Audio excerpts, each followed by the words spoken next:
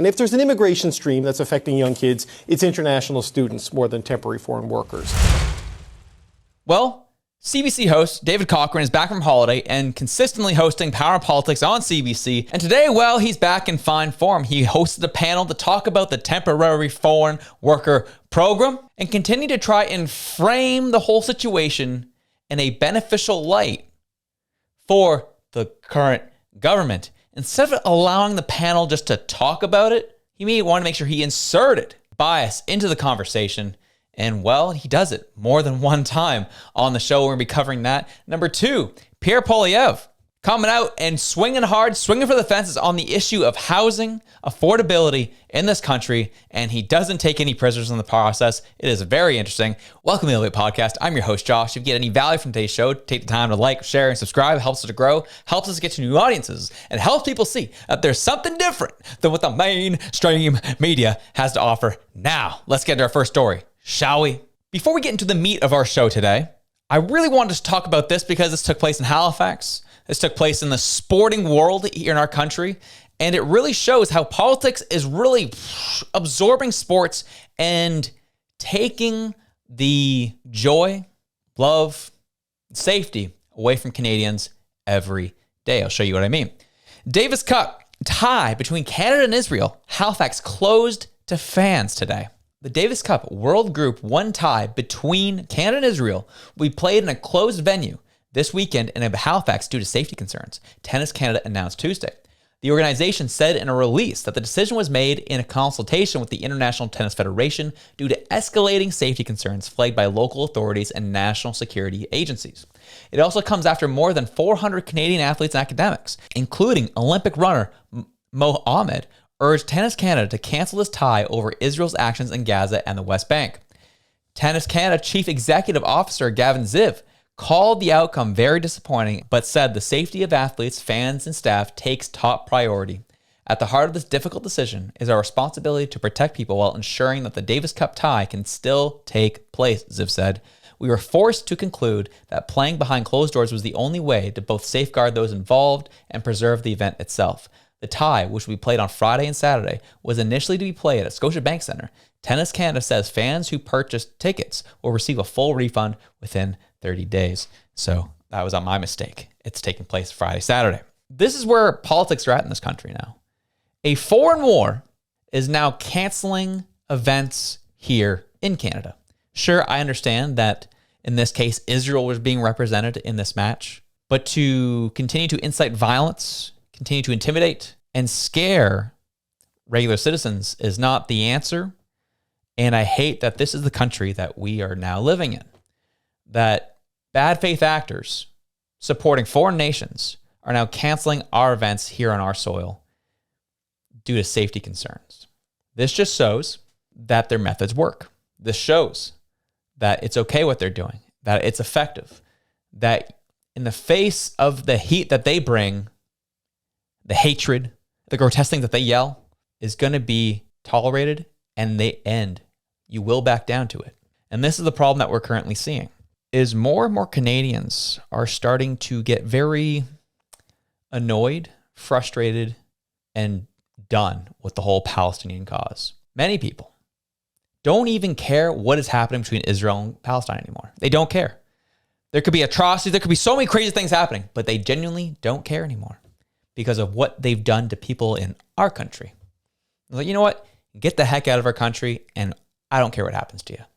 That is the mentality that people are now taking because of the drastic and extreme behaviors taken up by people who take up this flag and cause. And they will continue to do what they do and cause our events to be canceled in the process. Just want to share that with something that's going to be happening in Halifax later this week, but it stinks for people who are planning on traveling. Those, they're going to be getting their money back for their tickets.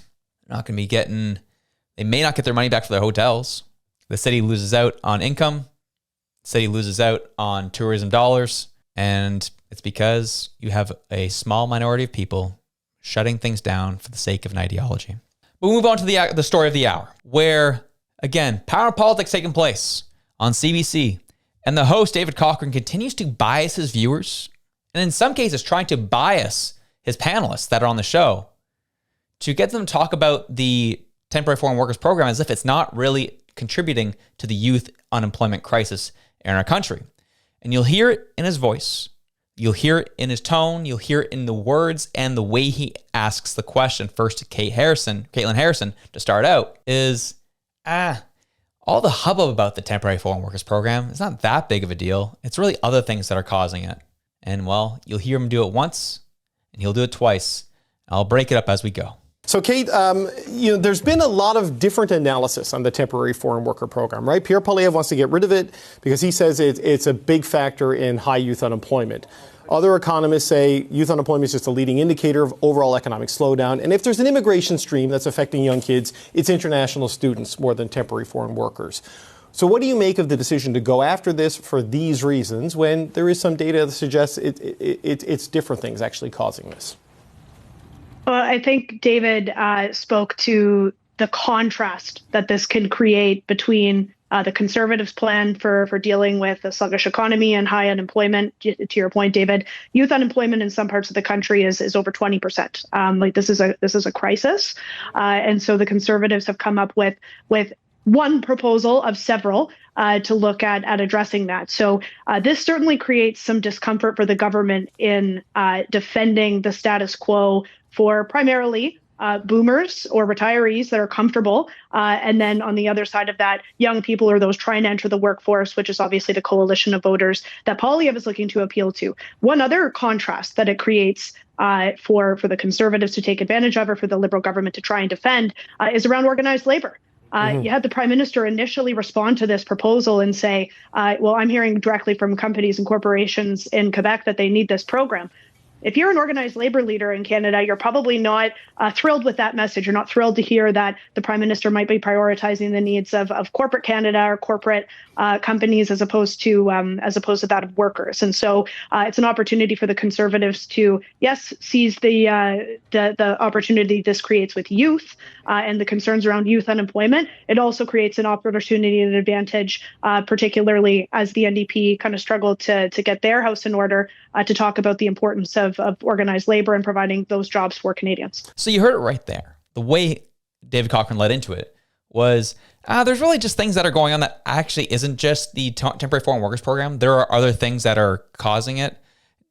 Is this really a big needle mover? Like, what's going on? And he asked the question kind of in that light. And Kate Harrison nails it on the head, where hits a bunch of different things that the Conservatives are speaking on right now, which are important. But then the second part with that last half there was, you heard Mark Carney prioritize and cheer on big corporations to expand this program.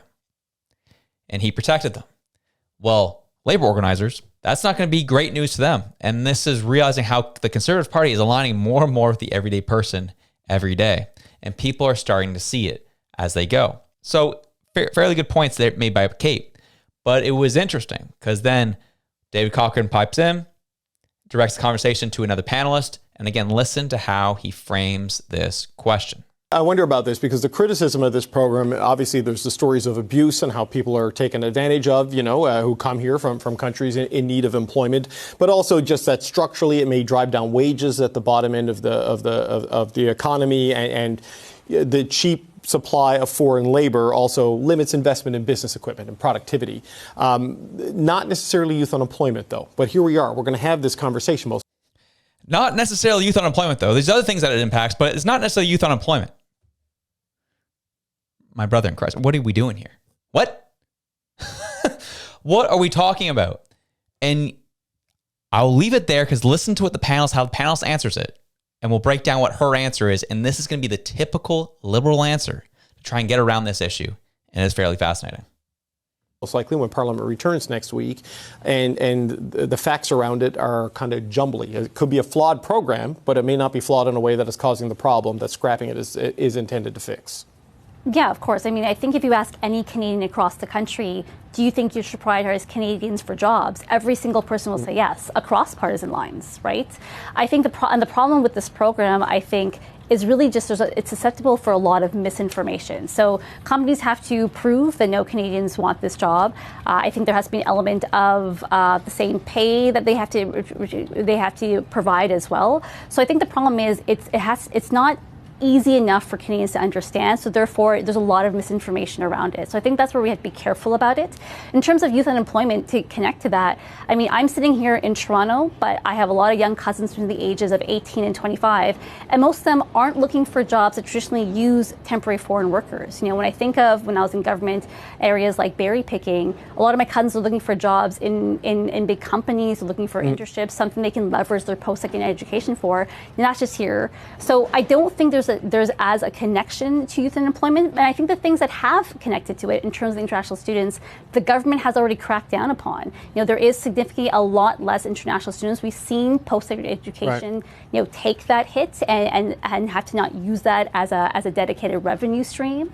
So I think in terms of combating this in the House, it's going to be clear for the Liberals to make sure they have a clear narrative around this and to make sure they can hit on misinformation. And I think, and then if they're able to do that and make it something easy to understand, I think they can be fine for the House, but also it gives them a place to talk about a youth strategy overall. You know, we've been talking about tariffs so much, but they need to be able to do that as well. So you heard that the answer to that, right?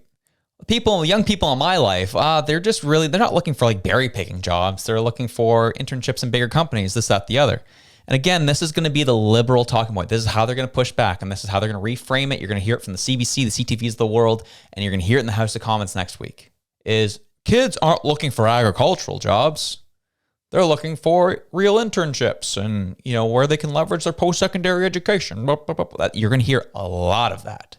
And they're going to conveniently ignore all the retail jobs, all the hospitality jobs, all the summer season jobs that leverage temporary foreign workers for cheap labor so they don't have to hire Canadians who are going to leverage their rights, who are going to demand more pay, and who they actually have to take care of.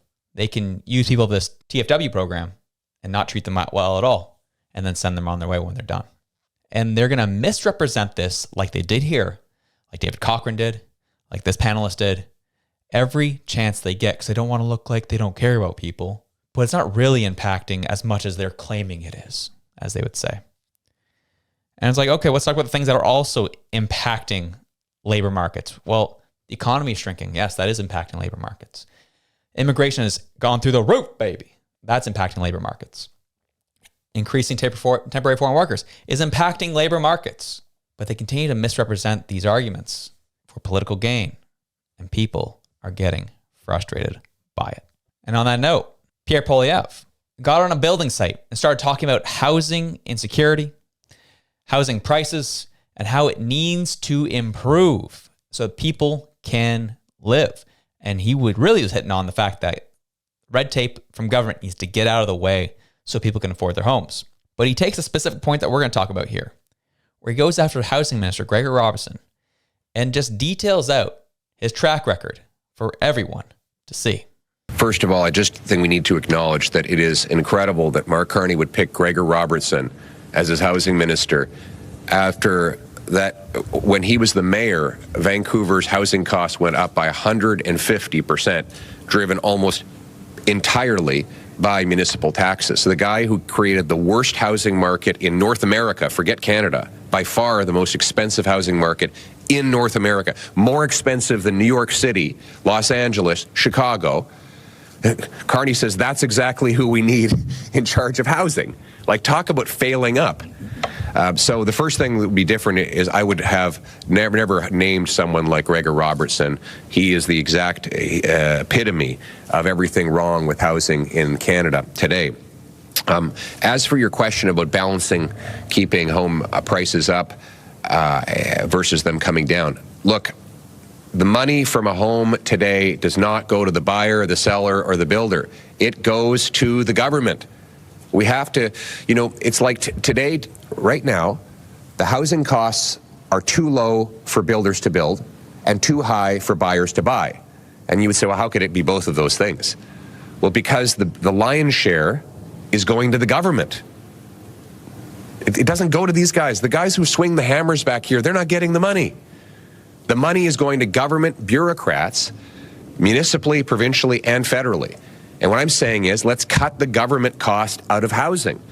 Get rid of the sales tax, cut the development charges in half, speed up the permits, zero tax on reinvested gains. If you get the government cost out of building homes, then the buyer, the seller, and the builder will all be winners at the same time. You can agree, you can disagree with that. However, the things he was talking about in terms of Gregor Robertson were very spot on. He's got a terrible track record, and what he did to Vancouver was criminal. But what we're seeing here with housing is, yes, ballooning red tape across the board. And Mark Carney made an announcement, I think today, about how he's looking to cut red tape here in Canada. We'll see what actually happens there. He's kind of like Trudeau these days, makes a lot of announcements, a flowery language, but don't see a whole lot of action behind them. But Poilievre coming out as well to put pressure on that issue, I think is very key. Because that was the one thing Mark Carney hit on a lot during the campaign, and we've heard him say it a few times as well. And he speaks like a true globalist, as he claims to be, and he's proud to be. Is Poilievre, he only talks about and worships the economy. He worships the market that he doesn't know anything about. I know something about it. Boom, boom, boom, boom, boom. It's usually what he goes down. Poilievre breaks it down pretty plainly of what the problem is in terms of what's going on with their housing. And it's not the problem, but it's one of a host of problems. But this is a big one. And Mark Carney is going to have the audacity. He's going to come out in the media. He will say it. Trust me. Poilievre doesn't really know what he's talking about. 1 + 1 doesn't equal 2 in this scenario. I know something. Things are a lot more complex than what he's representing it to be. It's not really like that at all. I'll show you what it's really about. And he'll talk about how he's going to cut red tape and do nothing about it. And things will continue to grow in price. People get more frustrated. Homelessness will continue to increase. And Canada will become more and more of a place that is less desirable for people to live in. That's kind of the quick news of today. Because later, I will be interviewing Michelle Rumpel-Garner on the issue of the temporary foreign worker program, seeing where she's coming from on it, what she wants to see happen, how she's going to combat the liberal perspective of how they're going to dress up and frame these issues. We're going to talk about that and so much more, and that'll be due for release tomorrow morning. But anyways, enjoy your day. Have yourselves a good one. I'm out.